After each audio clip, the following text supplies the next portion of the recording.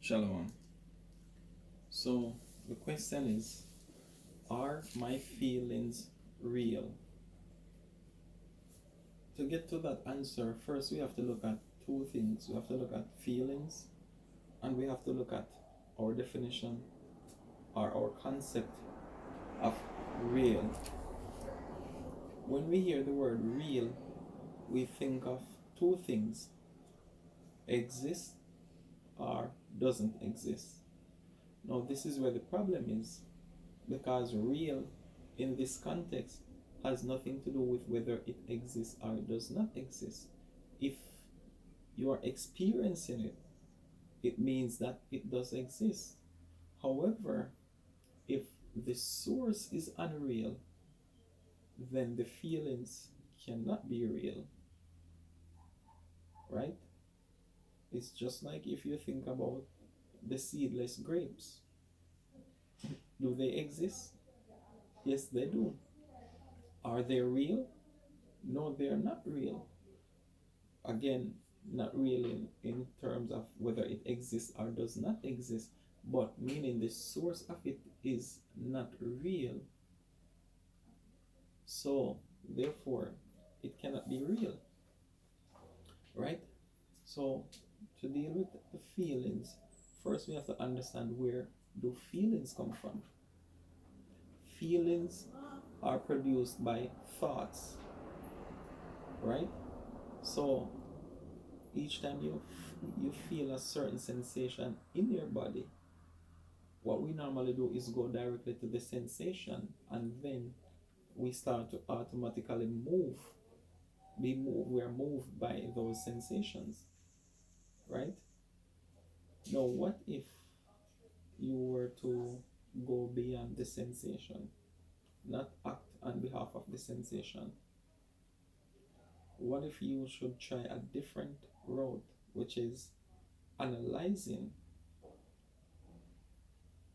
right? So you go to the source to see if the source is real or it is unreal. So we're going to look at some examples. Thought number one: say you pass by your partner on his or her phone. You see a name comes up in a text message, right? Opposite gender. So now you're thinking, oh, he might have an affair with her or she might have an affair with him. No, because the way the imaginative brain works, even if the thought is imagined, if it is perceived, the body is going to follow the mind. So you're going to feel in your body whatever you're thinking in your mind. So what is going to happen with that thought? He or she might have an affair with him or her. What's going to happen is the sensation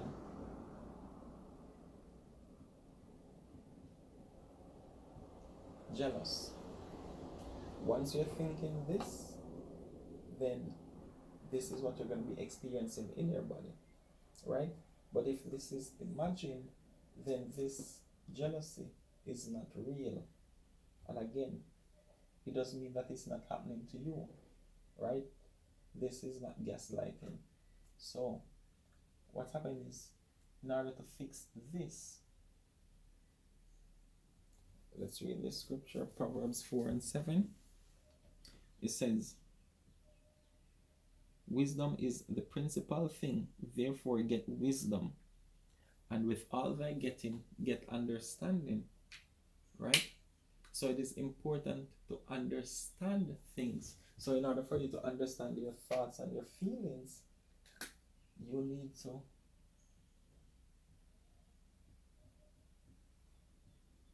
analyze the thought,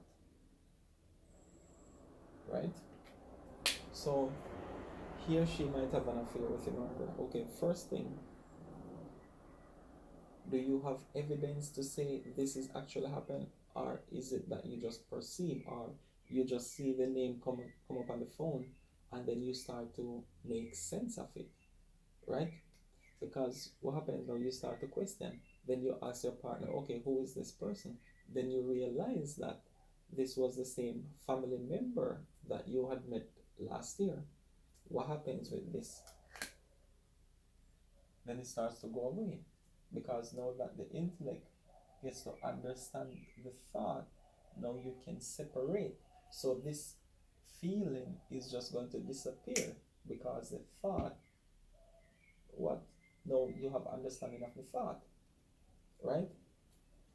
So now, what if it's a case where you see that your partner is behaving a certain way around platonic friends, right? Friends of the opposite gender. Guess what? Because there's evidence, you see, whatever you see, whatever the experiences that you see, right? Then, if this same feeling comes up over here, after you question it, then you know that this is coming from this side, right? So, is there anything wrong with this? No, there's nothing wrong with this. But guess what? At this time, when you analyze it, you have pieces of evidence to say, okay, yes, this feeling is coming from the right place. So it's okay to feel this way. Now, the next thing is, how do we deal with this? That is where the problem is. Because most of us were taught that it's not good to be jealous, right? It's not okay. So what we normally do is we hide it. And because these thoughts are there and never got analyzed, guess what? They keep building and building, and these things become stronger and stronger, and we don't know how to deal with it. So we keep on doing what? Reacting, right? Because we never dealt with this properly. So in this event over here, how do you communicate this to your partner? You tell him or tell her that, you know, um, I don't like when time you um, behave a certain way with your platonic friends, because when you do it, it makes me uncomfortable, and also it makes me feel jealous, right? So, in order to prevent this from happening or being triggered, what I would like you to do is have some lines between your platonic friends, right? So now you are doing what? You are taking responsibility for how you feel, and at the same time you're asking your partner to protect your feeling, right? Because now you have evidence, so the source of it is real. The evidence is there, right? So whether it was your partner's intention or not, right? It does not change the fact that he or she is doing what they're doing, and you're experiencing what you're experiencing, right? So yes, this can come from two places, so you have to always analyze, right? And that's how you fix this. Now, you send your child to school, and hours pass, he or she is not back. What's going to happen? You are going to, what is the sensation you're going to feel?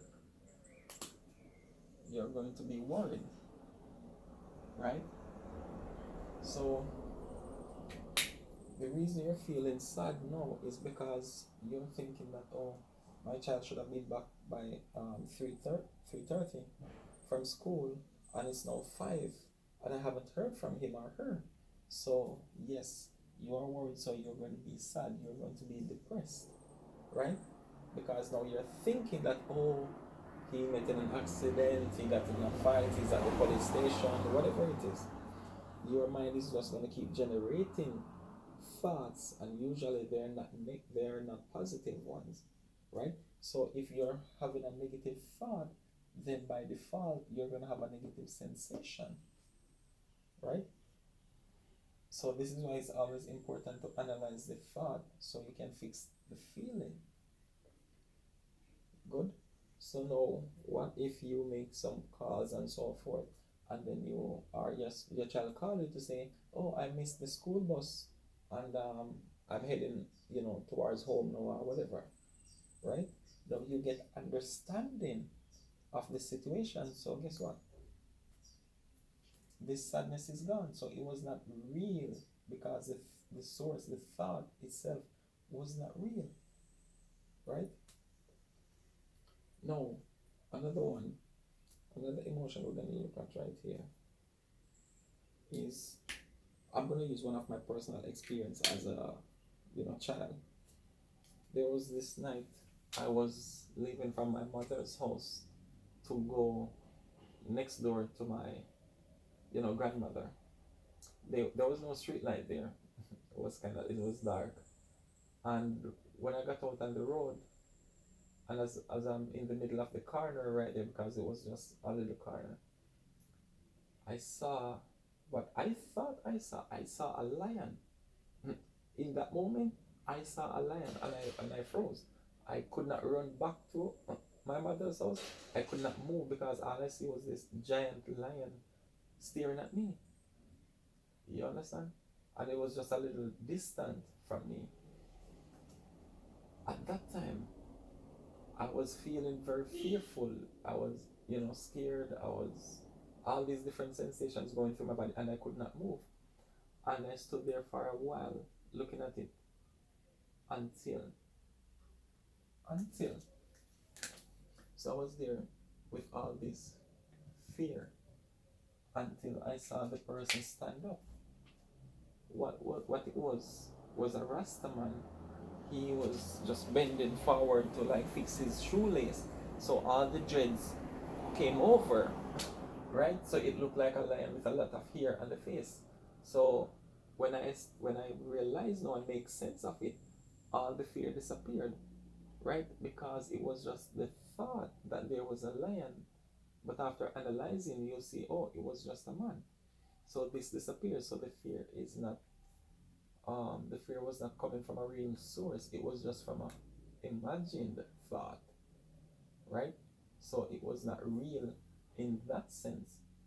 So after the analyzing, now you can make sense of it, and then these emotions, these feelings, they will disappear, right? Because they're not coming from the right place, right? Now, is there a fear that can come from the right place? Yes. What if there was an actual lion? What if it's just like if you're in a certain situation and you hear like gunshots or you see something that's about to happen? That is just the nature telling you to protect yourself, right? That is the nature of it, for you to protect yourself. So if you see something that looks dangerous, you can know to take cover. If you hear something, you can know to take cover. If you smell something that's awful, you know not to eat that. So this is what it was there for. So yes, the fear, it's okay to have this kind of fear because it is used as protection. Protection, right? So feelings can come from a right place or from the wrong place.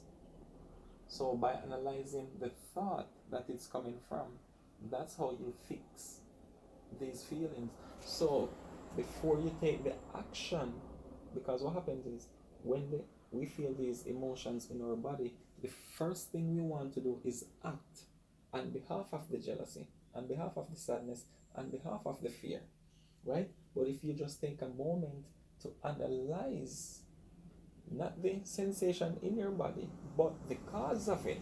So once you can go back to the thought that is in the mind, because the sensation in the body is usually stronger. So we're always going here, trying to fix the sadness, trying to fix the fear, trying to fix the anxiety. But we never went to this part to analyze it. And that's how you get the understanding, and then you will know. And from there, the clarity will help you. Shalom.